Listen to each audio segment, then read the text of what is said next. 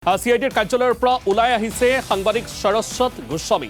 জুবিন গাৰ্গৰ মৃত্যুৰ পিছত চিকিৎসালয়ত গৈ কি দেখিছিল সেই তথ্য সংগ্ৰহ কৰিছে SITয়ে। সাংবাদিকগৰাকীয়ে নিজে বাতৰি কৰাৰ সময়ৰ ভিডিঅ' আদিও জমা দিছে। আনিক ট্ৰেভেলিং হিষ্ট্ৰীত জমা দিছে সৰস্বত গোস্বামীয়ে।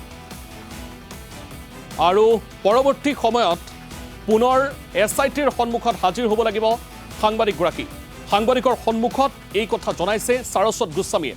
আমি এই মুহূৰ্তত পুনৰবাৰ উল্লেখ কৰিব বিচাৰিছোঁ, যিহেতু প্ৰত্যেকটো দিশ পুংখানুপুংখভাৱে বৰ্তমান সময়ছোৱাত তদন্ত কৰি আছে। কোনো কাৰণত যাতে তদন্ত প্ৰক্ৰিয়াত কোনো ধৰণৰ তথ্য থাকি নাযায় বা ৰৈ নাযায়, তাৰ কাৰণে বিভিন্ন ধৰণৰ চেষ্টা অব্যাহত ৰাখিছে। যিসকল সাংবাদিকে সেই মুহূৰ্তৰ বাতৰি সংগ্ৰহ কৰিছিল তেখেতসকলৰো ভাষ্য সংগ্ৰহ কৰিছে। আৰু এই মুহূৰ্তত যিহেতু সৰস্বত গোস্বামী হৈছে দিল্লীস্থিত এগৰাকী সাংবাদিক, আৰু জুবিন গাৰ্গৰ মৃত্যুৰ পিছত চিকিৎসালয়ত গৈ কি দেখিছিল সেই তথ্য সংগ্ৰহ কৰিছে SITয়ে। আৰু সাংবাদিকগৰাকীয়ে নিজে বাতৰি কৰাৰ সময়ৰ ভিডিঅ' আদিও জমা দিছে। আনিক ট্ৰেভেলিং হিষ্ট্ৰী জমা দিছে সৰস্বত গোস্বামীয়ে। পৰৱৰ্তী সময়ছোৱাত পুনৰ SITৰ সন্মুখত হাজিৰ হ'ব লাগিব সাংবাদিকগৰাকী। যিহেতু এটা কথা আমি উল্লেখ কৰিব বিচাৰিছোঁ, যিহেতু বৰ্তমান মুহূৰ্তও এই সমগ্ৰ বিষয়বস্তুটোক লৈ বিভিন্ন ধৰণৰ চৰ্চা চলি আছে। এই মুহূৰ্তত শুদ্ধ যিসমূহ তথ্য, সেই শুদ্ধ তথ্যসমূহ কেনেধৰণে SITয়ে লাভ কৰিব পাৰিব, তদন্ত প্ৰক্ৰিয়া যেনেধৰণে কেনেধৰণে নিখুঁত হ'ব, সেইসমূহৰ দিশত বিভিন্ন ধৰণৰ বিষয় সন্নিৱিষ্ট হোৱাটো অত্যন্ত জৰুৰী।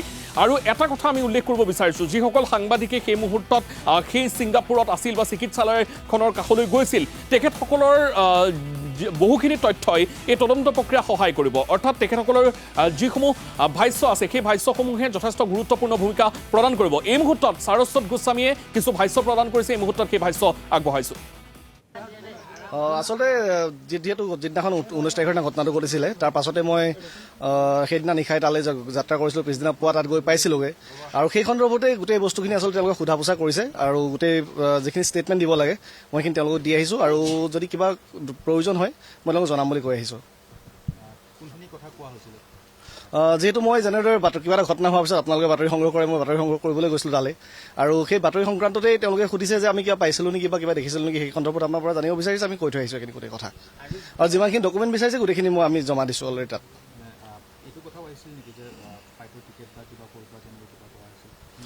নাই কৰা, কিন্তু মই নিজৰ ফালৰ পৰাই যিখিনি ফ্লাইটৰ টিকট আছিল বা মোৰ যি ভিজা আছিল সেইখিনি মই ইতিমধ্যে তেওঁলোকক জমা কৰিছোঁ।